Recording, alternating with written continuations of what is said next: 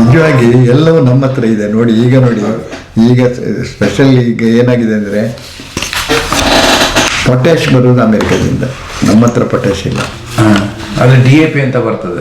ಅಲ್ಲ, ಅದು DAPನಲ್ಲಿ ಪೊಟ್ಯಾಷಿಯಂ, DAPಗೆ ಇದು ಇಲ್ಲ, ಪೊಟ್ಯಾಶ್ ಇಲ್ಲ. ನೈಟ್ರೋಜನ್ ಮತ್ತು ಫಾಸ್ಫರಸ್ ಎರಡೇ ಇರೋದು. ಫಾಸ್ಫರಸ್ ಜಾಸ್ತಿ ನಮ್ಮ ಕರ್ನಾಟಕಕ್ಕೆ ಬೇಕಾಗಿಲ್ಲ, ನಮ್ಮ ಮಣ್ಣಿನಲ್ಲಿ ಬೇಕಾದಷ್ಟು ಫಾಸ್ಫರಸ್ ಇದೆ, ನೈಟ್ರೋಜನ್ ಅದೇ. ಆದರೆ DAP ಮಾಡಬೇಕಾದ್ರೆ ಫಾಸ್ಫರಸ್ ತರಿಸ್ಬೇಕು, ಅದು ಜರ್ಮನಿಯಿಂದ ಬರೋದು. ಈಗ ಇವರಿಗೆಲ್ಲ ಟ್ಯಾಕ್ಸ್ ಕೊಟ್ಟುಬಿಟ್ಟು ಇವರು ಇದು ಮಾಡಿಬಿಟ್ಟು ಇನ್ನೂ ರೇಟ್ ಜಾಸ್ತಿ ಆಗ್ತಾ ಹೋಗ್ತದೆ. ನಮ್ಮ ಹತ್ರ ಇದೆ, ನಾವು ಯಾಕೆ ಉಪಯೋಗಿಸ್ತಿಲ್ಲ? ನಮ್ಗೆ ಗೊತ್ತಿಲ್ಲ ಯಾಕಂತ ಗೊತ್ತಿಲ್ಲ. ಅದಕ್ಕೆ ನಿಮ್ಮ ಗರಿಗಳಲ್ಲಿ ತೆಂಗಿನ ಗರಿ ಅಥವಾ ಅಡಿಕೆ ಗರಿಗಳು ಉಂಟಲ್ವ, ಅದನ್ನು ಮಲ್ಚಿಂಗ್ ಉಪಯೋಗಿಸ್ಬೇಡಿ, ಸುತ್ತಾಗಿ ಹಾಕೋದು ಉಪಯೋಗಿಸ್ಬೇಡಿ. ಅದು ತೆಂಗಿನ ಗರಿ, ತೆಂಗಿನ ಮೊಟ್ಟೆ, ತೆಂಗಿನ ಹೆಡೆಮೊಟ್ಟೆ ಇವೆಲ್ಲವನ್ನು ಯಾವುದಕ್ಕೂ ಮಲ್ಚಿಂಗ್ ಮಾಡ್ಲಿಕ್ಕೆ ಉಪಯೋಗಿಸ್ಬೇಡಬೇಡಿ. ಏನಾಗುತ್ತೆ ಅಂತ ಹೇಳಿದ್ರೆ, ಮೊದಲು ಮಳೆಗಾಲದಲ್ಲಿ ಎಲ್ಲ ನೀರನ್ನು ಎಳ್ಕೊಳ್ಳುತ್ತೆ. ಎಳ್ಕೊಂಡಾಗ ಅದು ಕರಗಬೇಕಂತೇಳಿ ಮಣ್ಣಿನಲ್ಲಿದ್ದ ಸಾರಜನಕವನ್ನು ಎಳ್ಕೊಳ್ಳುತ್ತೆ. ಸೊ ಮಳೆಗಾಲ ಮುಗಿದ ಮೇಲೆ ನಿಮ್ಮ ಗಿಡಗಳು ಸಾರಜನಕ ಕಮ್ಮಿಯಾಗಿ ಹಳದಿ ಬಣ್ಣಕ್ಕೆ ತಿರುಗ್ತವೆ. ಯಾವುದು ಇದು ಮಲ್ಚಿಂಗ್, ಯಾವುದು ಹೆಡೆಮೊಟ್ಟೆ, ಕೋಕೋಪೀಟು ಯಾವುದು ಏನಾಗಿದ್ರು ಅದರಲ್ಲಿ ಕಾರ್ಬನ್, ಲೆಗ್ನಿನ್ ಅಂಡ್ ಫಿನಾಲ್ ಅಂತ ಹೇಳುವಂಥ ಕೆಮಿಕಲ್ ಇದೆ. ಅದು 35 to 40% ಇದೆ. ಹಾಗಾಗಿ ಅದು ಹಾಗಾಗಿ ಕರಗಕ್ಕೆ ಬಿಡಲ್ಲ. ಅದು ಕರಗಬೇಕಾದ್ರೆ ಸಾರಜನಕ ಬೇಕು, ಮಣ್ಣಿನ ಸಾರಜನಕವನ್ನು ಹೇಳ್ಕೊಳ್ತದೆ. ಆಗ ಮಣ್ಣಿನ ಸಾರಜನಕ ಕಡಿಮೆ ಆಗಿ ಗಿಡಗಳು ಸಫರ್ ಆಗ್ತವೆ. ಹಾಗಾದ್ರೆ ಏನು ಮಾಡೋದು? ಇಷ್ಟಿಷ್ಟು ಬಿದ್ದಿದೆಯಲ್ಲ, ಅದನ್ನು ಯಾಕೆ ರೀತಿ ಉಪಯೋಗಿಸೋದು? ಅದನ್ನು ಎಲ್ಲಿ ಮಾಡೋದು? ದೊಡ್ಡ ತಲೆನೋವಲ್ಲ. ಏನು ಭಾಳ ಸುಲಭ. ಎಲ್ಲ ತಗೊಂಡೋಗಿ ಒಂದು ಸೈಡಿಗೆ ಹಾಕಿಬಿಟ್ಟು ಬೇಕಾದ್ರೆ ದೊಡ್ಡ ಉಪ್ಪು ಗೊಬ್ಬರ ಎಲ್ಲ ಮಾಡಿಕೊಂಡು ಸುಟ್ಟು ಹಾಕ್ಬಿಡಿ. ಸುಟ್ಟು ಹಾಕಿದ ಬೂದಿ 1 ದಿವಸ 2 ದಿವಸ ನೆರಳಲ್ಲಿ ಇಟ್ಟುಬಿಟ್ಟು ಆಮೇಲೆ ನೀವು ಉಪಯೋಗಿಸ್ಕೊಳ್ಳಿ. 1/4 kg 1/2 kg ಗಿಡದ ಸುತ್ತಕ್ಕೆ ಹಾಕಿ. 28% ಪೊಟ್ಯಾಶ್ ಇದೆ ಅದರಲ್ಲಿ. ಫಾಸ್ಫರಸ್ 28% ಇದೆ. ಆದರೆ ಹೆಡೆಮೊಟ್ಟೆ ಅಂತೂ ಇನ್ನೂ ಜಾಸ್ತಿ ಇದ್ರೆ ಇರ್ಬೋದು. ನಮ್ಮ ಎಕ್ಸ್ಪೆರಿಮೆಂಟಲ್ಲಿ ಅಷ್ಟು 28 ಬಂದಿದೆ. ಆಗ ನೀವು ಪೊಟ್ಯಾಷಿಯಂ ಅಲ್ಲಿ ಬೇರೆ ಎಲ್ಲಿಂದ ತರಬೇಕು? ನಿಮ್ಮಲ್ಲಿಗೆ ಬಂತಲ್ಲ ಪೊಟ್ಯಾಷಿಯಂ ಅಂತಲ್ಲ, ಅದನ್ನು ಇಂಪ್ರೂವ್ ಮಾಡ್ಕೊಳ್ಬೋದು. ಹಾಗಲೇ ಲೆಗ್ನಿನ್ ಫಿನಾಲಿನ್ ನಮ್ಮ ಗೊಬ್ಬರದಲ್ಲಿ ಬೇಕಾಗಿರೋದು ಬರೀ 3 to 4%. ಅದಕ್ಕಿಂತ ಜಾಸ್ತಿ ಇರಲೇಬಾರ್ದು. ಆ 3 to 4% ಬಂದಾಗ ನಾವು ಇಷ್ಟು ಪೊಟ್ಯಾಷಿಯಂ ಕೊಟ್ಟಾಗ ನಾವು ಯಾಕೆ ಹೋಗ್ಬೇಕು? ಇನ್ನು ಅಷ್ಟು ಹೇಳಿದರೆ ಬರೀ ಫಾಸ್ಫರಸ್ ಪೊಟ್ಯಾಶ್ ಕೊಟ್ಬಿಟ್ರೆ ಸಾಕ ಗೊಬ್ಬರಕ್ಕೆ, ನೈಟ್ರೋಜನ್ ಬೇಡ ಅಂತ ಹೇಳ್ತಾರೆ. ನೈಟ್ರೋಜನ್ಗೆ ಹುರುಳಿ, ಅಲಸಂದೆ, ಡಯಾಂಚ ಇದೆಲ್ಲ ಬೇಕಾದ ನೈಟ್ರೋಜನ್ ಫಿಕ್ಸಿಂಗು. ಇದು ಮುಟ್ರದ ಮಣಿ, ಅದು ನೈಟ್ರೋಜನ್ ಫಿಕ್ಸಿಂಗು. ಮುಟ್ರದ ಮಣಿ ದೇವರು ಒಂದು 5 ವೀಡ್ಸ್ ಕೊಟ್ಟಿದ್ದಾರೆ. ಒಂದು ಮುಟ್ರದ ಮಣಿ, ಒಂದು ಇದು ನಿಮ್ಮ ಕಾಡರಿವೆ, ಮತ್ತು ಇದು ಶುಂಠಿ ಹುಲ್ಲು ಅಂತ ಬರ್ತದೆ. ಎಷ್ಟು ಕಡಿದ್ರು ಮತ್ತೆ ಬರ್ತದೆ ಅಂತ ಅದು ಆಗಿಕ್ಕೆ ಹೋಗ್ತೇವೆ ನಾವು. ಅದನ್ನೆಲ್ಲ ದೇವರು ಕಲಿಸಿದ್ದು ಯಾಕಂದರೆ ಆ ಮಣ್ಣು ಸರಿ ಇಲ್ಲ ಅಂತ. ಅದನ್ನು ಅಲ್ಲೇ ಬ್ರಷ್ ಕಟ್ಟರ್ನಾಗಿ ಪುಡಿ ಮಾಡಿ ಅಲ್ಲೇ ಬಿಟ್ಬಿಡಿ. ಅದು ನೆರಳು ಬಂದಾಗ ತನ್ನಿಂದಾನೇ ಅವಾಯ್ಡ್ ಆಗ್ತದೆ. ಈಗ ಜನರಿಗೆ ತೋಟಕ್ಕೆ ಹೋಗ್ಬೇಕು, ಮುಟ್ರಿದ ಮುಳ್ಳು ಇದೆ, ಕಷ್ಟ ಆಗ್ತದೆ ಅಂತೇಳಿ ಪುಡಿ ಮಾಡಿ ಅದ್ರ ಮೇಲೆ ಇನ್ನೊಂದಷ್ಟು ಬೇರೆ ಸೊಪ್ಪು ಸಿಕ್ಕಿದ್ರೆ ಹಾಕಿ, ಇಲ್ದಿದ್ರೆ ಅದರದ್ದೇ ಸೊಪ್ಪು ಅಲ್ಲೇ ಬಿಟ್ಬಿಡಿ, ತೆಗಿಲಿಕ್ಕೆ ಹೋಗ್ಬೇಡಿ. ಅದು ತನ್ನಿಂದಾನೇ ಹೋಗುತ್ತೆ. ಸರಿ. ಸೊ ಇದೆಲ್ಲ ನಮಗೆ ಅಲ್ಲೇ ಇದೆ. ನೈಟ್ರೋಜನ್ ಇದೆ, ಫಾಸ್ಫರಸ್ ಇದೆ, ಪೊಟ್ಯಾಶ್ ಇದೆ. ಇನ್ನು ಯಾರಕ್ಕೆ ಬೇರೆ ಇರೋದು ಬೇಕು? ಬೇಕಿಲ್ಲ.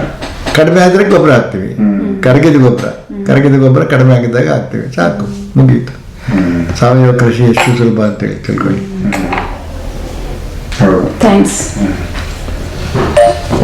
ಆಮೇಲೆ ಈ ಗಾಳಿಯಲ್ಲಿ 76% ಸಾರಜನಕ ಇದೆ. ನಾವು ಉಸಿರಾಡುವ ಗಾಳಿಯಲ್ಲಿ 76% ಸಾರಜನಕ ಇದೆ. ಇದು ಹೇಗೆ ನಮಗೆ ಸಿಗ್ತದೆ? ಇದನ್ನು ಕೂಡ ನಾವು ಮಾಡ್ಕೊಳ್ಬೋದು. ನೋಡಿ, ಇಲ್ಲಿ ಗಾಳಿಯಲ್ಲಿ ಇದ್ದದ್ದು ಸಿಡಿಲು ಮಳೆಗಳಲ್ಲಿ ಬಂದಾಗ ಭೂಮಿಗೆ ಬರ್ತದೆ. ಇದನ್ನು ಇಂಡಸ್ಟ್ರಿಯಲ್ಲಿ ನಮ್ಗೆ ಯೂರಿಯಾ ಸಪ್ಲೈ ಮಾಡ್ತಾರಲ್ಲ, ಅವರು ಮೆಷಿನ್ನ ಮುಖಾಂತರ ಗಾಳಿಯನ್ನು ಹೇಳ್ಕೊಂಡು ಅದಕ್ಕೆ ಪೆಟ್ರೋಕೆಮಿಕಲ್ ಹಾಕಿಬಿಟ್ಟು ಅದನ್ನು ಹರಳು ರೂಪದಲ್ಲಿ ಮಾಡಿಬಿಟ್ಟು ನಮಗೆ ಯೂರಿಯಾ ಅಂತ ಮಾರಾಟ ಮಾಡ್ತಾರೆ. ಅದು ಬೇಡ, ನಮಗೆ ಬೇಕಾದಷ್ಟು ಇಲ್ಲಿ ಸಿಗುತ್ತೆ. ದನಗಳ ಮೇಯ್ದು ಬಿಟ್ಟು ಸೆಗಣಿ ಹಾಕಿದಾಗ ಇದು ಕರಗಿದಾಗ ನಿಧಾನ ಆದರೆ NH ಎಲ್ಲವೂ ಬರ್ತದೆ. ನೈಟ್ರೋಜನ್ನ ಯಾವ್ಯಾವ ಅಮೋನಿಯಾ ಅದು ಇದು ಎಲ್ಲವೂ ಬರ್ತದೆ. ಹಾಗಾದ್ರೆ ಯಾಕೆ ನಾವು ಬೇರೆ ಅದಕ್ಕೆ ಹೋಗಬೇಕು? ಇದು ಜಾಸ್ತಿ ಬರಬೇಕು, ಸ್ವಲ್ಪ ಕಡಿಮೆ ಆಯಿತು, ಇಂಪ್ರೂವ್ ಮಾಡಲಿಕ್ಕೆ ನೀವು ಸ್ವಲ್ಪ ಒಳ್ಳೆಯ ಗೊಬ್ಬರ ಕೊಟ್ಟುಬಿಡಿ, ಮುಗೀತು ಅಷ್ಟೇ. ಆ ಟೈಮಿಗೆ ಮಾತ್ರ, ಮತ್ತೆ ಬೇಕಾದ್ರೆ ಕೊಡ್ಬೇಕಂತಿಲ್ಲ. ಮತ್ತೆ ಅದಕ್ಕೆ ನೈಟ್ರೋಜನ್ 20:1 ಕೆಳಗೆ ಬಂದಾಗ ಯಾವ ಗೊಬ್ಬರಗಳು ಬೇಡ. ಅದೇನಾಯ್ತು, ಅದಕ್ಕೆ ಹೇಳೋದು ನಾವು ವರ್ಷಕ್ಕೆ 1 ಸಲ ಕೊಡಿ ಗೊಬ್ಬರ, ವರ್ಷಕ್ಕೆ 1 ಸಲ. ಯಾವ ಟೈಮ್ ಬೇಕಾದ್ರೂ ಕೊಡಿ, ಕರಗಿರ್ಬೇಕು, ಯಾವ ಟೈಮ್ ಬೇಕಾದ್ರೂ ಕೊಡಿ. ಅಂದ್ರೆ ಮಳೆ ಬರಬೇಕಾದ್ರೆ ಕೊಟ್ರೆ ಜೂನ್ ನಲ್ಲಿ ಅದು ಕರಗಿ ಭೂಮಿಗೆ ಚೆನ್ನಾಗಿ ಹೋಗುತ್ತೆ. ಅದಕ್ಕೆ ಗೊಬ್ಬರ ಯಾವಾಗ ಕೊಟ್ಟರು ಅದ್ರ ಮೇಲೆ ಮುಚ್ಚಳಿಕೆ ಮಾಡ್ಕೊಡಿ, ಯಾವ ಟೈಮ್ ಬೇಕಾದ್ರೆ ಕೊಡಿ. ನಾನು ಇಲ್ಲಿ ತೀರ್ಥಹಳ್ಳಿ ಹತ್ರ ಒಬ್ಬರಿಗೆ ಒಂದ್ಸಲ ಮೊದಲು ಹೋಗ್ತಾ ಇದ್ದೆ ಅಲ್ಲ, ಹೋಗುವಾಗ ಕಾರಿಗೆ 1 ಚೀಲ 2 ಚೀಲ ಹಾಕೊಂಡು ಹೋಗ್ತಾ ಇದ್ದೆ. ಒಂದು ಮನೆಗೆ ಹೋಗುವಾಗ 4 ಇಂಚು ಮಳೆ ಹೊಡಿತು. ಆಯ್ತಾ, ಅವರು ಎಲ್ಲ ಗೊಬ್ಬರ ಹಾಕಿದ್ವು, ಅಯ್ಯೋ ಹೋಯ್ತಲ್ಲ ಅಂತೇಳಿ. ಸರ್ ನಾವು ಒಂದು ಮಾತು ಕೆಲಸ ಮಾಡ್ತೇನೆ, ನೀವು ದುಡ್ಡು ಕೊಡಬೇಡಿ, ಇದೊಂದು ಚೀಲ ಹಾಕ್ಬಿಡ್ತೀನಿ ಅದು. ಮಳೆ ನಿಂತ ಮೇಲೆ ಕೇಳಿದೆ ಎಷ್ಟು ಗೊಬ್ಬರ ಹೋಯ್ತು ನೋಡಿ ಅಂತ. ಸಾವಯವ ಕರಗಿದ್ದು ಒಳ್ಳೆಯ ಗೊಬ್ಬರ, ಅದು ಹೋಗುದಿಲ್ಲ, ಅಲ್ಲೇ ಹಾಕ್ಬಿಟ್ರು. ನೋಡಿ, ನಾನು ಮಾವಿನ ಗಿಡ ಎಲ್ಲ ಕಟ್ ಮಾಡಿಸಿ ಅದು ಸುತ್ತನ ಹಾಕಿಸ್ಬಿಟ್ಟು ಹಂಗೆ ಮಣ್ಣು ಮುಚ್ಚಿಸ್ಬಿಟ್ಟೆ. ಮಣ್ಣು ಅದೇ ಮಣ್ಣು, ಬೇರೆ ಹೊರಗಿನ ಮಣ್ಣು ತರಬೇಡಿ. ಹೊರಗಿನ ಮಣ್ಣು ಅಂತ ಹೇಳಿದ್ರೆ ಮಣ್ಣುಗಳಲ್ಲಿ ಬಹಳಷ್ಟು ವ್ಯತ್ಯಾಸಗಳಿದ್ದಾವೆ. ಕೆರೆ ಮಣ್ಣು ಅಂತ ತಗೊಂಡು ಬರ್ತಾರೆ. ಕೆರೆಯ ಮೇಲೆ ಕಾಡು ಇದ್ರೆ ಸಣ್ಣ ಮಟ್ಟಿಗೆ ಓಕೆ, ಕಾಡು ಇಲ್ಲ, ಬೇರೆಯವ್ರ ಜಮೀನು ಎಲ್ಲ ಇದ್ರೆ ಆ ಮಣ್ಣು ತೆಗಿಲಿಕ್ಕೆ ಹೋಗ್ಬೇಡಿ. ಅಲ್ಲ, ಇದು ಏನ್ ಮಾಡ್ತಾರೆ ಅಂದ್ರೆ, ಕೆರೆ ಅಂದ್ರೆ ನೀರ್ ನಿಂತಿರ್ತದಲ್ಲ ಯಾವಾಗ್ಲೂ, ಗಲೀಜ್ ನೀರೆಲ್ಲ ಊರಾಗಿಂದ ಬಂದ್ಬಿಟ್ಟು ಅದ್ರ ಮಣ್ಣು ತೆಗೆದಿದ್ರು, ಅದ್ರ ಮಣ್ಣು ಹಾಕ್ಸಿದ್ವಿ ಮಾವಿನ ಗಿಡಕ್ಕೆ ಹಾಕಿಸ್ಬಿಟ್ರು. ಅಲ್ಲ, ಯಾಕೆ ಅಂತ ಹೇಳಿದ್ರೆ ಅದರಲ್ಲಿ ಬಂದಂತ ರೋಗಾಣುಗಳು, ಕೀಟಗಳು ಎಲ್ಲ ಮಣ್ಣಿನಲ್ಲಿ ಇರ್ತವೆ, ಅದು ಕರಗಿ ಹೋಗೋದಿಲ್ಲ. ಅದರಲ್ಲೂ ಸ್ಪೆಷಲಿ ಒಂದು ಏನಂತ ಹೇಳಿದ್ರೆ ನೆಮೆಟೋಡ್ಸ್ ಅಂತ ಬಂದ್ಬಿಟ್ರೆ ನಿಮ್ಮ ತೋಟವನ್ನೇ ಹಾಳು ಮಾಡ್ಬಿಡ್ತಾರೆ. ಅದನ್ನು ಕಂಟ್ರೋಲ್ ಮಾಡ್ಲಿಕ್ಕೆ ಸ್ವಲ್ಪ ಕಷ್ಟ ಉಂಟು. ಬೇರೆ ಕೀಟಗಳ ರೋಗಗಳನ್ನು ಕಂಟ್ರೋಲ್ ಮಾಡಬಹುದು, ನೆಮೆಟೋಡ್ ಕಂಡು. ಅದಕ್ಕಾಗಿ ಮಣ್ಣನ್ನು ಮಣ್ಣಿಗೆ ಹಾಕೋದು ಒಳ್ಳೇದು, ಆದ್ರೆ ಯಾವ ಮಣ್ಣು? ದೊಡ್ಡ ಕಾಡು ಇದ್ದಂತ ಕೆಳಗೆ ಇದ್ದ ಕೆರೆಗಳಾದ್ರೆ ಹಾಕಿ, ಅಂತದ್ದು ಸಿಕ್ಕುದು ಬಹಳ ಕಡಿಮೆ ಈಗ, ಆಯ್ತಲ್ವಾ?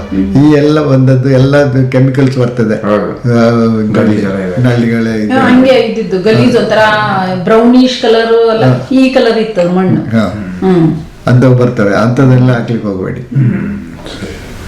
ಇನ್ನು ಇದರ ವಿಚಾರ ನಿಮ್ಗೆ ಹೇಳ್ತೀನಿ, ಹೇಳಲಿಲ್ಲ ನಿಮ್ಗೆ. ಈ ತರ ಮಾಡಿಸ್ಬಿಟ್ಟು ಅಡಿಕೆ ಗಿಡಕ್ಕೆ ಫಸ್ಟ್ ಎಲ್ಲ ಗುದ್ರ ಹೊಡಿಸಿ, ನೆಕ್ಸ್ಟ್ ಹಿಂಗೆಲ್ಲ ಮಣ್ಣು ಹಾಕಿಸಿ, ಬೇವಿನ ಮರ, ಹೊಂಗೆ ಸೊಪ್ಪು ಹಾಕಿಸ್ಬಿಟ್ಟು ಅದ್ರ ಮೇಲೆ ಮಣ್ಣು ಹಾಕಿಸಿ, ಆನಂತರ ನೀರ್ ಬಿಡಿಸಿ ಒಂದು 15 ದಿವಸ, ಆನಂತರ ಅದ್ರ ಮೇಲೆ ಅಡಿಕೆ ಗಿಡ ಇಡಿಸಿರೋದು. ಅಡಿಕೆ ಗಿಡ ಬರ್ಲಿ ಅಂತ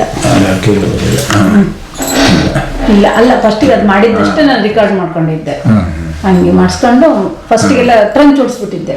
ಅಲ್ಲ, ಅಷ್ಟು ಖರ್ಚು ಯಾಕೆ ಮಾಡ್ಬೇಕು? ಅಷ್ಟು ಖರ್ಚು ಯಾಕೆ ಮಾಡ್ಬೇಕು? ಅಲ್ಲ, ಹಿಂಗೆ ನಮ್ಮಲ್ಲೆಲ್ಲ ಹಿಂಗೆ ಮಾಡಿಸೋದು. ಅದೇ ಹೇಳಿದ್ದು ಕರೆಕ್ಟು. ಹೀಗೆ ಏನಾಗಿದೆ, ಗುದ್ರವಾದಿ ಮಾಡಿಸಿದ್ರೆ ಸಾಕು ಅಂತೀರಾ? ಬರೀ ಗುಂಡಿ ಮಾಡ್ತೇವೆ ಸರ್, ಅಷ್ಟು ಮಾಡ್ಬೇಕಂತೇನಿಲ್ಲ. ಅದಕ್ಕೆ ಹೊಂಗೆ ಸೊಪ್ಪು, ಬೇವಿನ ಸೊಪ್ಪು ಒಂದಿಷ್ಟು ಹಂಗೆ ಉದ್ದಕ್ಕೆ ಹಾಕೊಂಡು ಹೋಗ್ಬಿಟ್ಟಿದ್ರು. ಹೌದಾ? ಅಲ್ಲ, ಪರವಾಗಿಲ್ಲ, ಅದು ಮಾಡಿದ್ದೇನು ದೊಡ್ಡ ತಪ್ಪಲ್ಲ, ಅದು ಅಷ್ಟು ಖರ್ಚು ಜಾಸ್ತಿ. ಅಂದ್ರೆ ಗಿಡ ಚೆನ್ನಾಗಿ ಬರುತ್ತಲ್ಲ, ಒಂದು 10 ವರ್ಷ.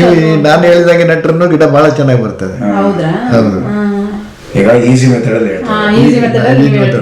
ನಾನು ನಿಮ್ಗೆ ಯಾವುದೇ ವಿಚಾರಗಳನ್ನು ಹೇಳಿದ್ರು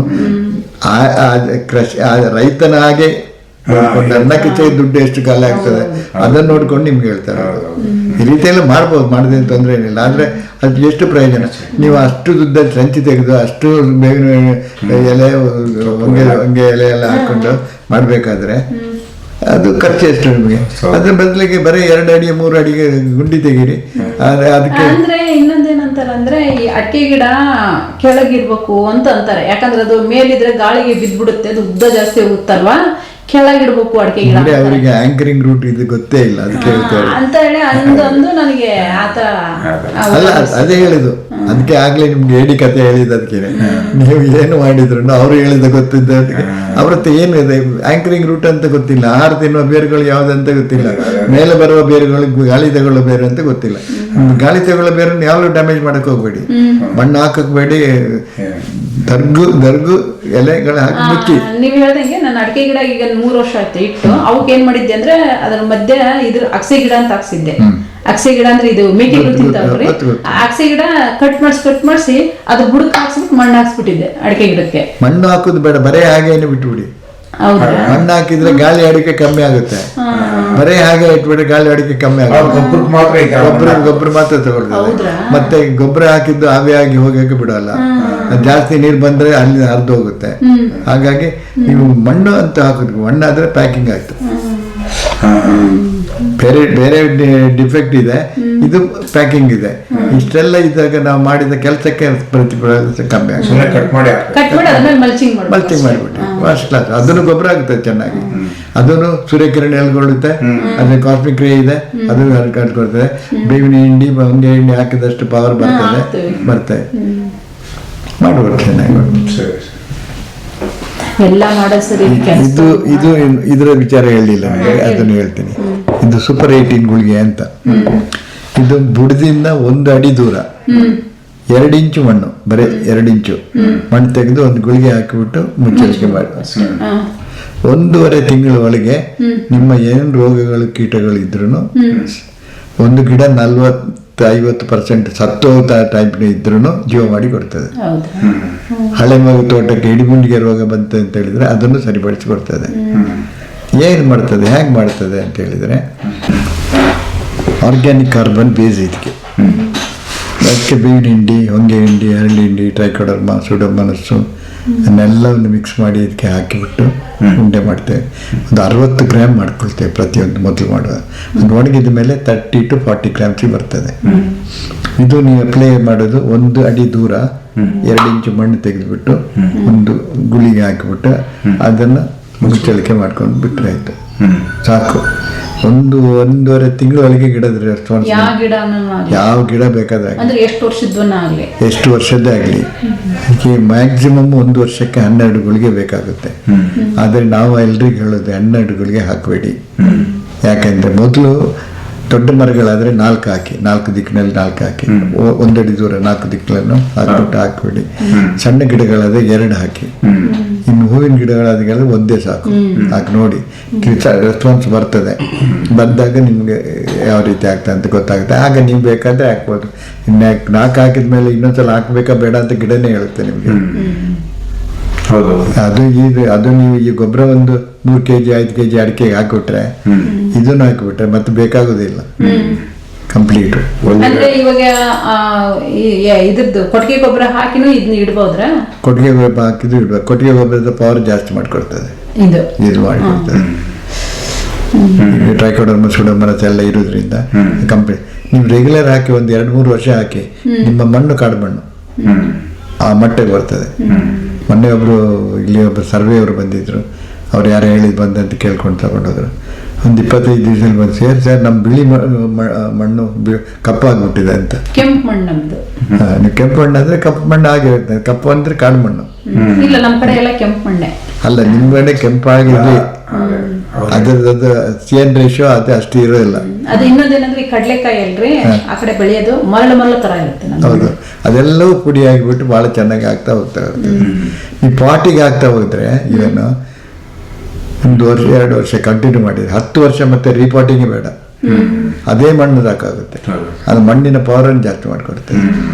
ಇದು ಸಿಕ್ಕಾಪಟ್ಟೆ ಡಿಮಾಂಡ್ಸ್ ಮೇಡಮ್, ಸಿಕ್ಕಾಪಟ್ಟೆ ಅಂದರೆ ಸಿಕ್ಕಾಪಟ್ಟೆ ಡಿಮಾಂಡ್. ಅದಕ್ಕಾಗಿ ಒಂದು ಸೋಲಾರ್ ಡ್ರೈವ್ ಮಾಡಿದ್ದೆ ಆಗಲಿ ಅಂತ ಹೇಳ್ಬಿಟ್ಟು ಬೇಗ ಮಾಡಿಕೊಟ್ಟ. ಈಗ ಇವತ್ತು ಅಂದ್ರೆ ಇವಾಗ ಗಿಡಗಳಿಟ್ಟು 1 ವರ್ಷದ ಮೇಲೆ ಇವ್ನ ಇಡ್ಬೇಕ್ರೆ ಏನಿಲ್ಲ, ಈ ಗಿಡಗಳಿಗೆ ಇಟ್ಟು ಬಿಟ್ಟು ಬೇರೆ ಬಿಟ್ಟು ಅಂತ ಹೇಳಿದ್ರೆ ಕೊಟ್ಟರೆ ಸಾಕು. ಇವಾಗ ನಾವು ಅಡಿಕೆ ಗಿಡ ಇಟ್ಟು 2 ತಿಂಗಳಾಗೈತೆ,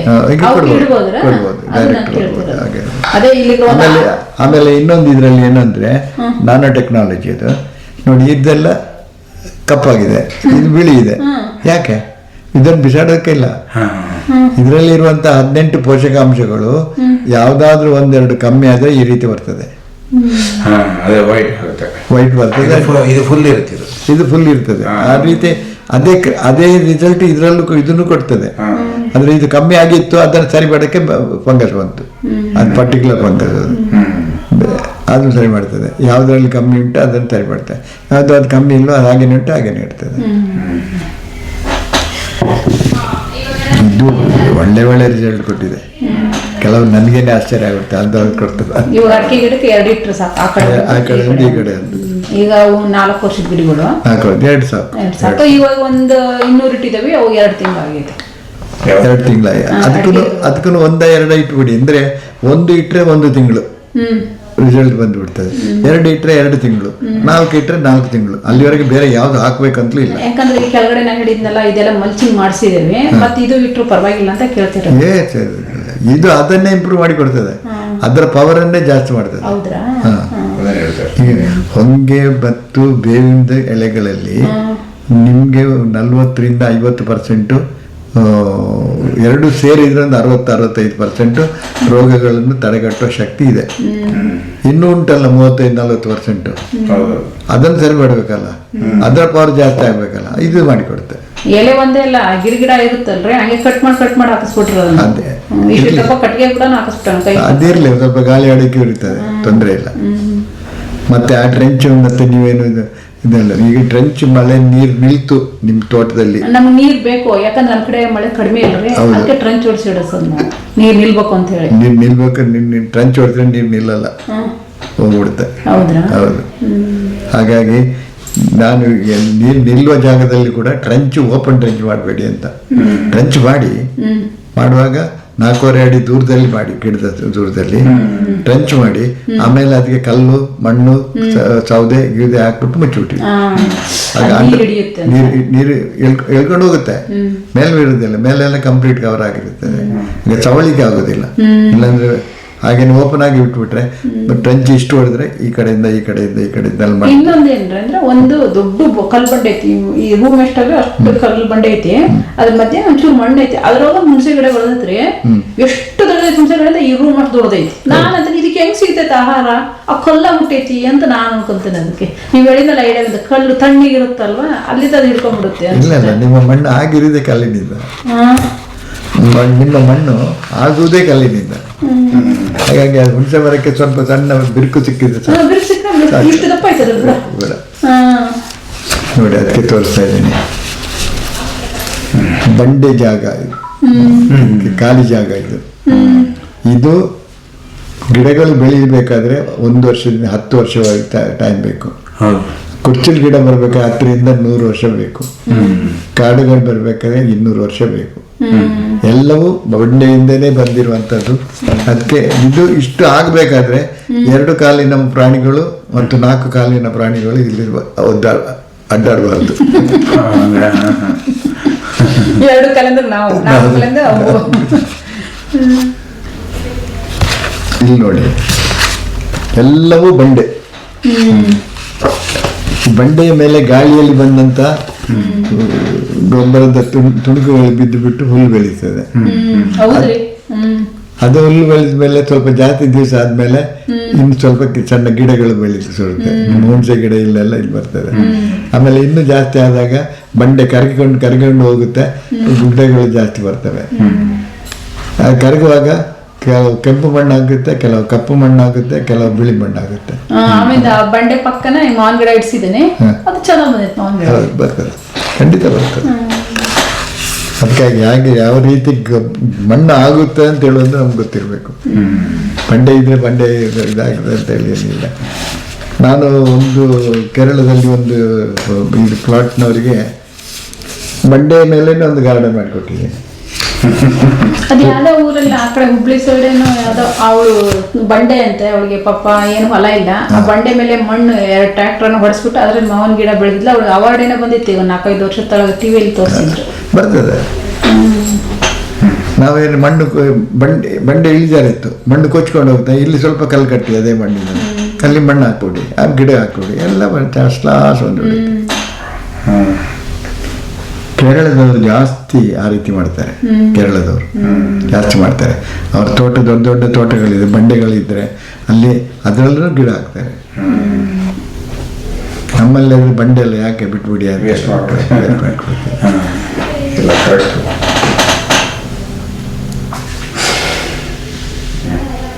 ಈ ಉಂಡೆ ತಿಂಗಳಿಗೆ ಒಂದು ಹಾಕ್ಬೇಕು. ಒಂದು ಲೆಕ್ಕ. ನಿಮ್ಮ ಮಣ್ಣಿಗೆ ಅಷ್ಟು ಬೇಕಾಗಿರಕ್ಕಿಲ್ಲ. ನಿಮ್ಮ ಮಣ್ಣು ಸ್ವಲ್ಪ ಚೆನ್ನಾಗಿ ಡೆವಲಪ್ ಆಗಿದ್ದರೆ 3-4ರಲ್ಲೇ ನಿಲ್ಲಿಸಬಹುದು.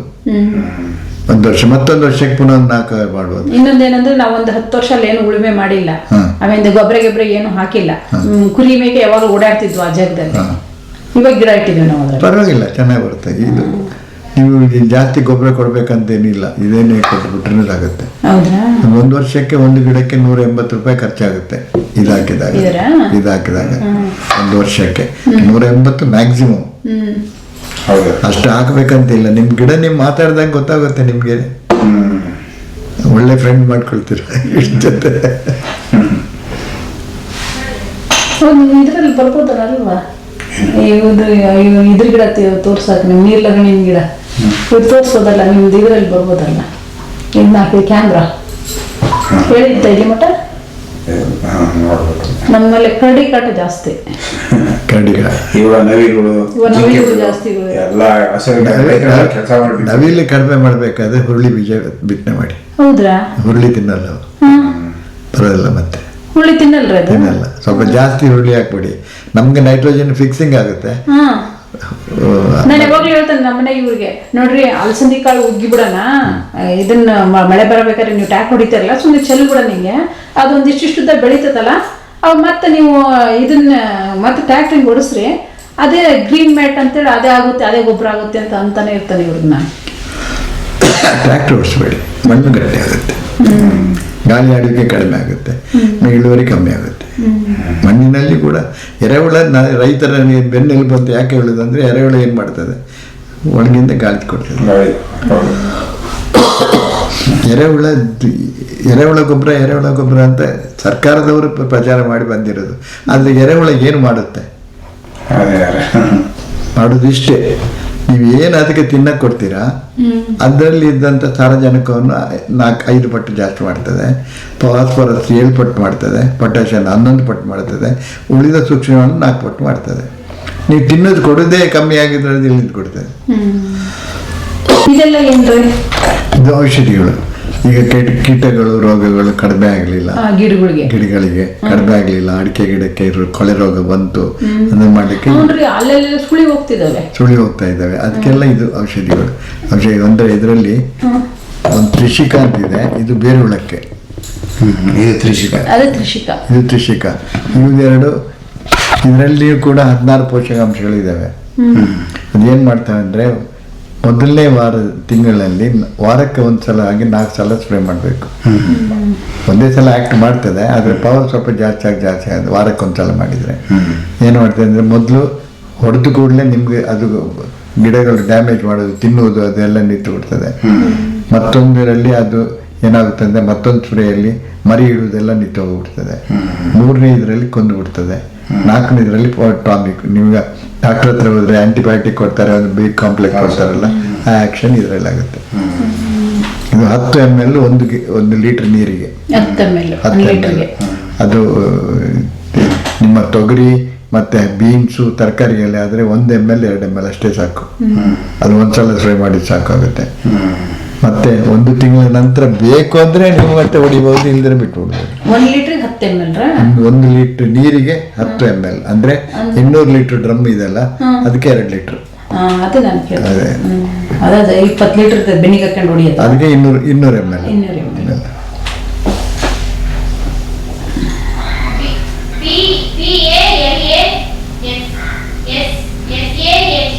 ಅದು ಫ್ಲವರಿಂಗ್ ಮಿಕ್ಸಿಂಗ್. ಅದು ಇದ್ರದ್ದೇ ಪೌಡರ್. ಅದು ಹೂವಿನ ಗಿಡಕ್ಕೆ ಹಾಕೋದು 10 ಗ್ರಾಮ್ 1 ತಿಂಗಳಿಗೆ 1 ಸಲ ಹಾಕಿ ಸಾಕು. 1 ಚಮಚ ದೊಡ್ಡ ಚಮಚದಲ್ಲಿ ತಿಂಗಳಿಗೆ 1 ಸಲ ಹಾಕಿ ಸಾಕು. ಹಾಕ್ಬಿಟ್ಟು ಮಣ್ಣು ಮುಚ್ಚಿಬಿಡ್ಬೇಡ, ಬೇಡ ಸುಮ್ಮನೆ ಹಾಕ್ಬಿಟ್ರೆ ಸಾಕು. ಹೌದು. ಇವನ್ನೆಲ್ಲ ಇಟ್ಮೇಲೆ ಕಂಪಲ್ಸರಿ ನೀರು ಬಿಡ್ಬೇಕ್ರ? ಇಲ್ಲ, ನೀರು ಕಡಿಮೆ ಮಾಡ್ಕೊಳ್ಳಿ, ಜಾಸ್ತಿ ಬಿಡಬೇಡಿ. ಇದೀಗ ಫ್ಲವರ್ ಮಿಕ್ಸ್, ರೋಸ್ ಮಿಕ್ಸ್ ಅಂತ ಮಾಡಿದ್ದು, ಇದೆಲ್ಲ ಗಿಮಿಕ್ಸ್, ಮಾರ್ಕೆಟಿಂಗ್ ಗಿಮಿಕ್ಸ್. ಬರ್ತಾರೆ ನನಗೆ ಹೈಬಿಸ್ಕಸ್ಗೆ ಕೊಡಿ, ನನಗೆ ರೋಸಿಗೆ ಕೊಡಿ, ನನಗೆ ಜಾಸ್ಮಿನಿಗೆ ಕೊಡಿ ಅಂತ ಹೇಳ್ತಾರೆ. ಅದ್ರ ಲೇಬಲ್ ಹಾಕ್ಬಿಟ್ಟು ಆ ಇದು ಕೊಡ್ತೇವೆ. ಇದೇ ಇದೆ, ಅಂದರೆ 1 ತಿಂಗಳೊಳಗೆ ಅವ್ರಿಗೆ ಗೊತ್ತಾಗ್ಬಿಡುತ್ತೆ. ಜಾಸ್ತಿ ಬರೀ 10 ಗ್ರಾಮ್ಸ್ ಪರ್ ಪ್ಲಾಂಟ್. ಈಗ ಇದನ್ನೇ ಕೊಟ್ಬಿಟ್ರೆ ಇದು ರೋಸಿಗೆ ಮಾತ್ರ, ಇದಕ್ಕೆ ಅವರಲ್ಲ ಅಂತ ಹೇಳ್ತಾರೆ. ಇದ್ರದ್ದೇ ಪುಡಿ, ಅದರದ್ದೇ ಪುಡಿ. ನಾನು ಇದನ್ನ ಕುಟ್ಬಿಟ್ಟು ಹಾಕಿದ್ರೆ ರೋಸ್ ಗಿಡಗಳಿಗೆ, ನಾನು ಹೂವಿನ ಗಿಡಗಳಿಗೆ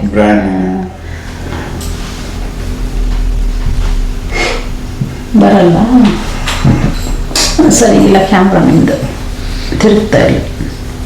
ಅಲ್ಲ ಅದು ಒಂದೊಂದ್ಸಲ ಅಲ್ಲೇ ಅಲ್ಲಿ ಗಿಡಗಳು ಅಡ್ಡ. ನೆಟ್ ಬರಲ್ಲ. ನೆಟ್ ಬರಲ್ಲ ಒಂದ್ಸಲ ಬರುತ್ತೆ, ಚೆನ್ನಾಗಿ ಬರುತ್ತೆ ನೆಟ್. ಒಂದೊಂದ್ಸಲ ಜಿಯೋ ಆದ್ರೆ ಬರ್ತದೆ. ಜಿಯೋನ ನಾನು ಚೇಂಜ್ ಮಾಡಿದೆ, ಏರ್ಟೆಲ್ ಹಾಕಿದ್ದೆ ಜಿಯೋ ಮಾಡಿದ್ದೀನಿ. ಸ್ವಲ್ಪ ಟೈಮ್ ತಗೊಂಡೆ. ಚೆನ್ನಾಗ್ ಬಂದಿದೆ. ನೇರಳೆ ಗಿಡ ಹಾಕ್ಸಿದ್ದಾರೆ 1 ವರ್ಷ ಆತ್ರಿ.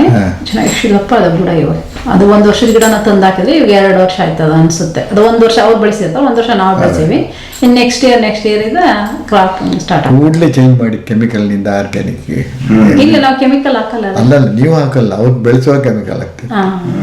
ಹಾಗೆ ಬಂದು ಕೂಡಲೇ ಚೇಂಜ್ ಮಾಡಿ. ಈಗ ಎಷ್ಟೋ ಜನದ ಕಂಪ್ಲೇಂಟ್ಸ್ ಇದೆ, ಸರ್ ಅಲ್ಲಿ ಒಳ್ಳೆ ಒಳ್ಳೆ ಹೂ ಬಿಡ್ತಾ ಹೌದ್ರಿ, ಅದೇ ಇತ್ತು, ನಮ್ಗೆ ಬಂದು ನಟ್ರೆ ಗಿಡ ಸತ್ತೋಗುತ್ತೆ, ಹೂ ಬಿಡಲ್ಲ. ಅದು ಹೌದು, ಅಂದ್ರೆ ಕೆಮಿಕಲ್ಸ್, ಆರ್ಗ್ಯಾನಿಕ್. ನನ್ನ ಮಗಳು ಹೇಳ್ತಿದ್ಲು, ಅಮ್ಮ ಅವ್ರು ಏನ್ ಮಾಡ್ತಾರೆ DAP ನೀರ್ನ ಕಲ್ಸ್ಬಿಟ್ಟು ಗಿಡಗಳಿಗೆ ಬೆಳಗ್ಗೆ ಅಷ್ಟೊತ್ತಿಗೆ ನೀರ್ ಮಿಕ್ಸಿಂಗ್ ಮಾಡ್ಕೊಂಡು 15 ದಿವಸಕ್ಕೊಮ್ಮೆ ಹಾಕ್ತಾರಮ್ಮ, ಅದಕ್ಕೆ ಅವರು ಗಿಡಗಳು ಚೆನ್ನಾಗಿ ಬರ್ತಾವಂತೆ, ಹೂವು ಬರ್ತಾವಂತೆ ಅಂತ ಹೇಳ ನೋಡು. ಮಣ್ಣು ಸಪೋರ್ಟ್ ಮಾಡಿದವರೆಗೆ ಮಾಡ್ತದೆ. ನಿಮ್ಮ ಜೀವಾಮೃತನೂ ಹಾಗೇನೆ, ಮಣ್ಣು ಸಪೋರ್ಟ್ ಮಾಡಿದರೆ ಅಷ್ಟು ದಿವಸ ಬರ್ತದೆ. ಧಾರವಾಡ, ಬೆಳಗಾಂ, ಹೆಬ್ಬಾಳಿ ನಾನು ಏನು ಮಾಡಿರ್ಲಿಲ್ಲ ರೀ. ಅಡಿಕೆ ಗಿಡಗೆ ಸುಳಿ ಕಡಿಯವಲ್ಲ, 10 ಲೀಟರ್ ನೀರಿಗೆ 1 ಲೀಟರ್ ಹಸುವಿನ ಗಂಜು ಮಿಕ್ಸ್ ಮಾಡಿಬಿಟ್ಟು ಇಂಥದ್ದು 1 ಲೀಟರ್ ಸುಳಿಗೆ ವಹಿಸ್ಬಿಟ್ಟಿದ್ದೆ ಎಲ್ಲ. 10 ml 1 ಲೀಟರ್ ನೀರಿಗೆ ಹಾಕಿಬಿಟ್ಟು ಅಲ್ಲಿ ನಾನು ಹಂಗೆ ಮಾಡಿಸ್ಬಿಟ್ಟಿದ್ದೆ. ಅವಾಗ ಸ್ವಲ್ಪ ಸುಳಿ ಕಡೆ ಕಡಿಮೆ ಆಯ್ತು. ಸುಳಿಗಳು ಕಡಿಮೆ ಆಗ್ತದೆ, ಮತ್ತೆ ಕೆಳಗಿನಿಂದ ಬರ್ತದೆ, ಸತ್ತೋದ್ರೂ ಕೆಳಗಿನಿಂದ ಸುಳಿ ಬರ್ತದೆ. ಅದು ಸುಳಿ ಇವಾಗ ಹೇಳಿದ್ನಲ್ಲ, ಅಡಿಕೆ ಗಿಡ ಹಿಂಗೆ ಇಡಿಸಿದೆ ನೋಡ್ರಿ, ಅದ್ರ ಮೇಲೆ ಅದೇ ಸೊಪ್ಪು ಹಾಕ್ಸಿದೆ ಅಂತ ಹೇಳಿದ್ನಲ್ರಿ, ಅದ್ರ ಮೇಲೆ ಹಂಗೆ ಅಡಿಕೆ ಗಿಡ ಇಡಿಸ್ಬಿಟ್ಟು ಡ್ರಿಪ್ ಲೈನ್ ಹಾಕ್ಸ್ಬಿಟ್ಟೆ. ನೀರು ಜಾಸ್ತಿ ಬಿಡ್ತಾ ಇದ್ದಾನೆ ಅನ್ಸುತ್ತೆ, ಕಡಿಮೆ ಮಾಡಬೇಕು ಅನ್ಸುತ್ತೆ. ನೀರು ಕಡಿಮೆ ಮಾಡಿ. ನಾನು ಅವತ್ತಿಂದ ಹೇಳ್ತಿರೋದು ಅದೇ ನಿಮಗೆ. ಸುಮ್ಮನೆ ನೇರಳೆ ಗಿಡನ ಎಷ್ಟು ಹಾಕಿದ್ರಿ? 180. ಚೆನ್ನಾಗಿ ಬಂದಿದೆ. ಚೆನ್ನಾಗಿ ಬಂದಿದೆ. ನಿಮ್ದು ಇದನ್ನು ಹಾಕ್ಬಿಟ್ರೆ ಅರ್ಧ ಕೆಲಸ ಆಗ್ತದೆ.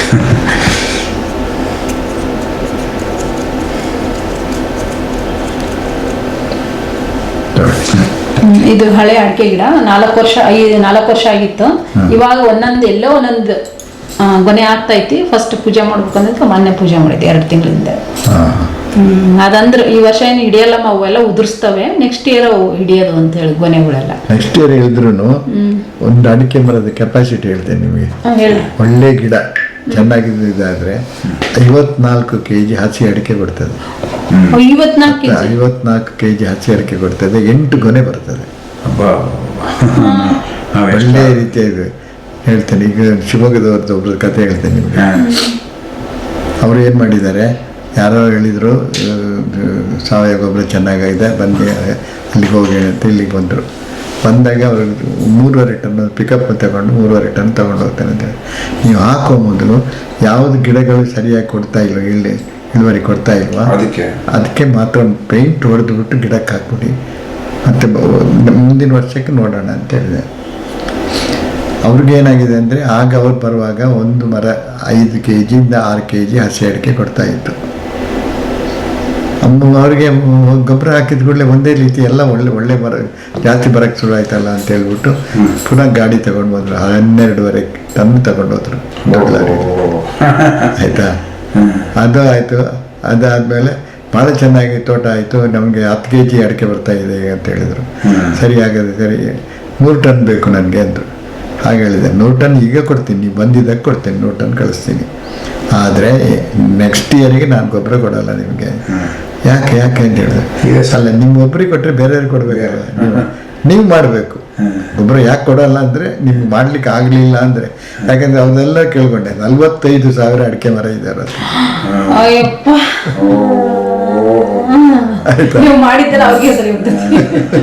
ಅವ್ರಿಗೆ ಆಯ್ತಾ, ಬೇರೆಯವರೆಲ್ಲ ಎಲ್ಲಿ ಹೋಗ್ಬೇಕು. ನೆಕ್ಸ್ಟ್ ಇಯರಿಂದ ನೀವು ಗೊಬ್ಬರ ಮಾಡಬೇಕು. ನೀವು ಗೊಬ್ಬರ ಮಾಡಿದರೆ, ಇವತ್ತು ಬೆಳಿಗ್ಗೆ ಫೋನ್ ಮಾಡಿದೆ ಅಂತ ಹೇಳ್ತೀನಿ, ಗೊಬ್ಬರ ಮಾಡಿದರೆ ನನಗೆ ಸಂತೋಷ, ಆ ರೀತಿ ನೀವು ಮಾಡಿ ಅಂತ ಹೇಳಿದೆ. ಹಾಗೆ ಅಲ್ಲಿಂದ ಅವ್ರಿಗೆ ಮತ್ತೆ ಗೊಬ್ಬರ ಕೊಟ್ಟಿಲ್ಲ. ದಿವಸಕ್ಕೊಂದು 10 ಸಲ ಫೋನ್ ಮಾಡ್ತಾರೆ ನನಗೆ, ಅದ ಸರಿನಾ, ಇದು ಸರಿನಾ, ಆ ಆಫೀಸರ್ ಈಗ ಹೇಳಿದ್ರು, ಈ ಆಫೀಸರ್ ಈಗ ಹೇಳಿದ್ರು, ಅದು ಇದೆ ಅಂತ ಹೇಳ್ಬಿಟ್ಟು ಗೊಬ್ಬರ ಮಾಡ್ತಾ ಇದ್ದಾರೆ. ಇವತ್ತು 30 kg ಬಂದಿದೆ ಒಂದು ಮರಕ್ಕೆ ಸರಾಸರಿ. ಬರಲ್ಲ ಇಷ್ಟು ಅಂತಾರೆ. ಈಗ ಮಂಡ್ಯ ಕಡೆನೇ ಬರಲ್ಲ, ಒಂದು 15ರಿಂದ 20 kg. ಯಾವ ಕಡೆ ಆದ್ರಿ ಅಡಿಕೆ ಮರ ಎಲ್ಲಿ ಬೇಕಾದ್ರೂ ಬೆಳೆಸ್ಬೋದು. ಕೊಡೋದು ನೀವು ನೋಡೋದು ಇದು ಕಾರಣ ಹಾಕಿ ನಮ್ಮೂರನ್ನ ಚಾಲೆಂಜ್ ಮಾಡಿ ಬೆಳೆಸ್ಬೇಕು ನೀವು ಹೇಳ್ದಂಗೆ. ಯಾಕೆಂದ್ರೆ ನಿಮ್ಗೆ ಜಾಸ್ತಿ ಬಂದ್ರೆ ಅವ್ರಿಗೆ ಹೊಟ್ಟೆವ್ರಿ. ಅದೇ ಕರೆಕ್ಟ್, ಸ್ವಾಭಾವಿಕ. ಈಗ ನಾನು ಚೆನ್ನಾಗಿ ಗೊಬ್ಬರ ಮಾಡ್ತೇನೆ, ಇದು ಎಷ್ಟೋ ಜನ ಗೊಬ್ಬರ ಮಾಡುವವರಿಗೆ ಹೊಡೆತ ಬಿದ್ದಿದೆ, ಅದಕ್ಕೆ ನನ್ನ ಮೇಲೆ ಅಪಪ್ರಚಾರ ಮಾಡಲಿ ಅಂತ ಹೇಳಿದೆ. ನಾನೇನು ಅಂತ ಹೇಳ್ತೇನೆ, ನೀವು ಮಾಡಿ. ನಿನ್ನೆ ಯಾವುದೋ ಒಂದು ವಿಡಿಯೋ ಕೇಳಿದ್ದೇನೆ, ಅವರ ಅಪಪ್ರಚಾರ ನನಗೆ ಪ್ರಚಾರ ಅಂತ. ನಿಜವಾಗಿ ಇವರು ಅಪಪ್ರಚಾರ ಮಾಡೋದು ಶುರು ಮಾಡಿದ ಮೇಲೆ ಒಂದೇ ಕಸ್ಟಮರನ್ನು ಹೇಳ್ತೇನೆ, ಹಾಸನದ ಪಕ್ಕದವರು 7ನೇ ಸಲ ಬಂದ್ಬಿಟ್ರು ಇಲ್ಲಿ. ಗೊಬ್ಬರ ಹಾಕಿ ಇಂಪ್ರೂವ್ ಆಗಿದ್ದಕ್ಕೆ ಬರ್ತಾರೆ, ಇವ್ರು ಸುಮ್ಮನೆ ಬರ್ತಾರೆ. ನಾನು ದುಡ್ಡೇನು ಕಡಿಮೆ ಮಾಡಿದ್ದೇನೆ, ಬರೋದಿಲ್ಲ, ಬರ್ತಾರೆ. ಇನ್ನೊಂದು ಇವರ ಇದ್ರ ಕಡೆಯಲ್ಲಿ ಅವರೆಲ್ಲ ನಮ್ಮ ಸರಿ ಒಳ್ಳೆ ಪರಿಚಯ ಆಗಿಬಿಟ್ಟಿದೆ. ಮುಖ ನೋಡಿದರೆ ಹೇಳ್ತೇನೆ, ವಿಶ್ವನಾಥ್ ಅಂತ ಹೇಳ್ಬಿಟ್ಟು ಹೊಳೆನರಸೀಪುರದಿಂದ ಪಕ್ಕದಲ್ಲಿ. ಅವ್ರು ಬರ್ತಾರೆ ಒಂದು ಲಿಕ್ವಿಡ್ ತಗೊಂಡು ಹೋಗ್ತಾರೆ, 25-30 ಲೀಟ್ರ್ 40 ಲೀಟ್ರ್ ತಗೊಂಡು ಹೋಗ್ತಾರೆ, ಗೊಬ್ಬರ ತಗೊಂಡು ಹೋಗ್ತಾರೆ, ಎಲ್ಲ ತಗೊಂಡು ಹೋಗ್ತಾರೆ. ಅವ್ರ ರಿಸಲ್ಟ್ ಬರ್ದು ಯಾಕೆ ತಗೊಂಡು ಹೋಗ್ತಾರೆ. ಹಾಗೆ ಇದ್ದಾರೆ ಹೇಳುವವರು, ನಿಮಗೆ ಅದು ಮಾಡಬೇಡಿ, ಇದು ಮಾಡಬೇಡಿ, ಇನ್ನೊಂದು ಮಾಡಬೇಡಿ ಅಂತ. ನಿಮಗೆ ಕರೆಕ್ಟಾಗಿ ಯಾವುದು ಕಾಣ್ತದ, ನಿಮ್ಗೆ ಯಾವ್ದು ರಿಸಲ್ಟ್ ಮಾಡೋದು ಕೊಡ್ತದೆ ಅದನ್ನು ಮಾಡ್ಕೊಂಡಿವಿ ಅಷ್ಟೇ. ಬಂದವರು ಕಲ್ತಿದೆ ಪ್ರತಿ. ಈಗ ಒಂದು 3-4 ಕಡೆ ಅವರೇ ಮಾಡ್ತಾರೆ ಗೊಬ್ಬರ. ಅದೇ ನೀವು ಬೀದುರ್ಗ ಮತ್ತು ಚನ್ನಗಿರಿ ಹತ್ರ ಅವ್ರದ್ದೊಂದು ತೋಟ ಇದೆ, ಶಿವಮೊಗ್ಗ ಚನ್ನಗಿರಿ. ಅವರು ಇಲ್ಲಿಂದ ಒಂದು 37 ಟನ್ ಗೊಬ್ಬರ ತಗೊಂಡೋದ್ರು.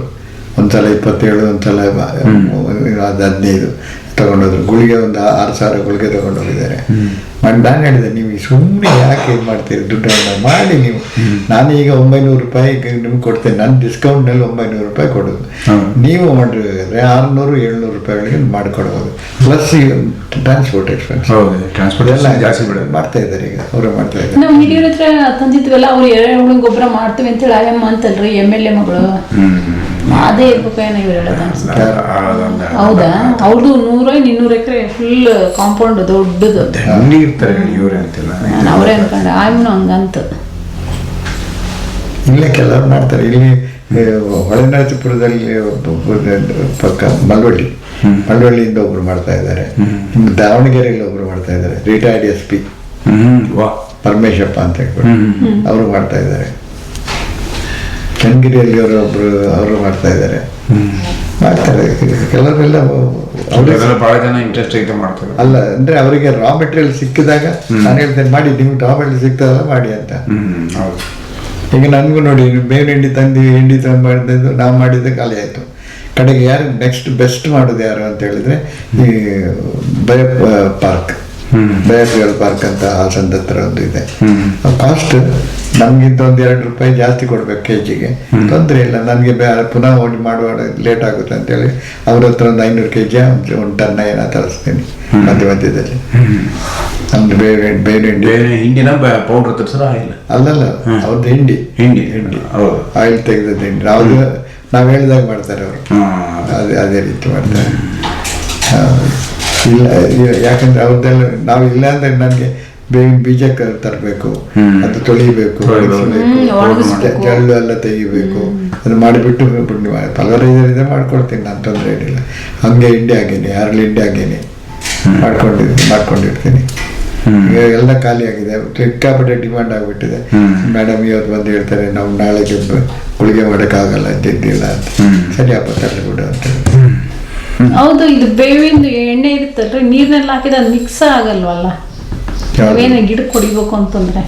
ಅದಕ್ಕೆ ಒಂದು ಕೆಲಸ ಮಾಡ್ಬೇಕು ನೀವು, ಒಂದು ಮೊಟ್ಟೆ ನೀವು ಎಷ್ಟು ಲೀಟ್ರ್ ಬೇಕಂತ ಹೇಳಿದ್ರೆ ಅದ್ರಲ್ಲಿ ಅರ್ಧ ಅಂಶ ಕಾಲಂಶ ತಗೊಂಡು ಅದಕ್ಕೆ ಮೊಟ್ಟೆ ಹಾಕ್ಬಿಟ್ಟು 5 ನಿಮಿಷ ಮಿಕ್ಸಿಯಲ್ಲಿ ಓಡಿಸಿಬಿಟ್ಟು ಅದನ್ನು ಬೇರೆ ಎಲ್ಲ ಜೊತೆಲಿ ಹಾಕೊಳ್ಳಿ, ಆಗ ಹೋಗುತ್ತೆ. ಇಲ್ಲಾಂದ್ರೆ ಇನ್ನೊಂದ್ರೆ ಇದು ಸೂಪರ್ ಇದು ಎಂತದ ಸರ್ಫ್ ಒಂದು 2 ಚಮಚ ಹಾಕ್ಬಿಟ್ರೆ ಅದು ಮಿಕ್ಸ್ ಮಾಡಿಕೊಂಡ್ರೆ ಅದು ಬರ್ತದೆ, ಅದರಲ್ಲಿ ಹೋಗ್ತದೆ. ಅಂದ್ರೆ ಅದು ನಾವು ನಮ್ಮಲ್ಲಿ ಕೂಡ ಇನ್ನೂ ಜಾಸ್ತಿ ಬರ್ತದೆ, ಯಾಕಂದ್ರೆ ಇದರಲ್ಲಿ ಪಂಚಗವ್ಯ ಇದೆ. ಸೊ ಸ್ಪ್ರೇ ಮಾಡುವಾಗೆಲ್ಲ ಇಟ್ಕೊಳ್ಳುತ್ತೆ, 2 ನಿಮಿಷಕ್ಕೊಂದ್ಸಲ ಕ್ಲೀನ್ ಮಾಡಬೇಕು. ಅದೇ ರೀತಿ ಮೊಟ್ಟೆ ಹಾಕೊಂಡು ಮಾಡ್ಕೊಳ್ಳಿ. ಮೊಟ್ಟೆ ಹಾಕೋದಿಲ್ಲ ನೀವು ಅಂತ ಹೇಳಿದ್ರೆ ಸರ್ಫ್ ತಗೊಳ್ಳಿ. ನಾವಿಲ್ಲಿ ನಮ್ಗೆ ಅಂಟೊಳಕಾಯಿ ರಸ ಹಾಕಿ ಕೊಡ್ತೇವೆ, ಅದಾಗುತ್ತೆ. ಅದು ಕೆಲವು ಸಲ ಸಾಕಾಗೋದಿಲ್ಲ, ಇನ್ನೊಂದು ಕೆಲವು ಪಂಚಗವ್ಯ ಪವರ್ ಜಾಸ್ತಿ ಬರುತ್ತೆ. ಈ ಬಾಟ್ಲ್ ಹಾಗೇನೆ, ಬಾಟ್ಲ್ ನೀವು ಪಂಚಗವ್ಯ ಇರುವುದರಿಂದ ಬಾಟ್ಲ್ ತಗೊಂಡು ಹೋಗುವಾಗ ನೀವು 1 ದಿವಸ 4 ದಿವಸ ಇಟ್ಟು ಬಿಟ್ರೆ ಇದು ಉಬ್ಲಿಕ್ಕೆ ಶುರು ಆಗುತ್ತೆ.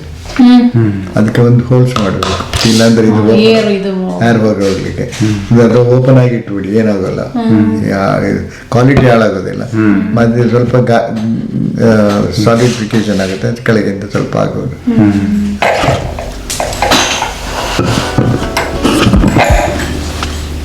ನಿಮ್ಮ ಹತ್ತಿರಿಂದ ಬಂದು ಜಾಸ್ತಿ ತಿಳ್ಕೊಂಡಂಗಾಯ್ತು. ಅಷ್ಟೆಷ್ಟು ಗೈಡೆನ್ಸ್ ಯಾರು ಕೊಡೋಲ್ಲ. ಅದಕ್ಕಿಂತ ನನಗೆ ಇದೇ ಭಾಳ ಇಂಟ್ರೆಸ್ಟ್ ಅಪ್ಪ, ಇದು ಮಾಡಿ ನೋಡ್ಬೇಕ್ರಿ, ಇದನ್ನ ಇಂಥ ಮಾಡೋಕ್ಕೋಸ್ಕರ. ಮಾಡಿ ನೋಡಿ.